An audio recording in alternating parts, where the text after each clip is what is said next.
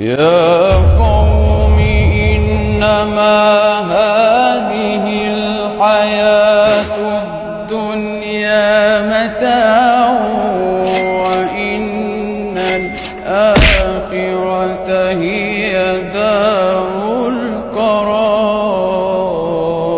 إذاعة القرآن الكريم من القاهرة. يا قوم إنما هذه الحياة الدنيا متاع وإن الآخرة هي دار القرار.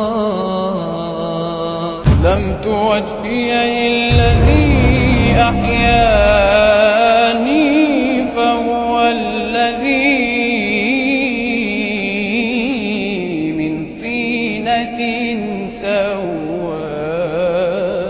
يا سلام يا سلام. ايه عايز السلطنة دي؟ بالله عليك سمعني بتاعت إلهي عبدك الجاني أتاك. إلهي عبدك الجاني أتاك مقرا بالذنوب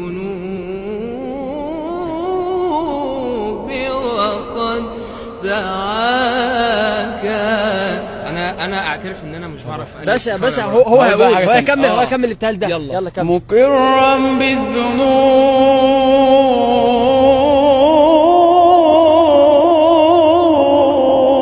وقد دعاك.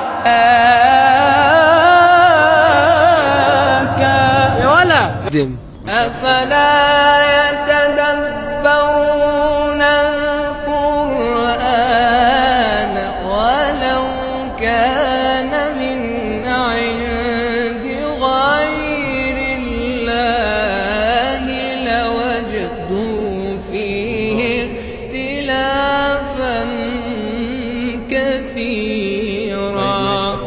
وهدوا إلى الطيب من القول وهدوا إلى صراط الحميد. سؤال فاشل.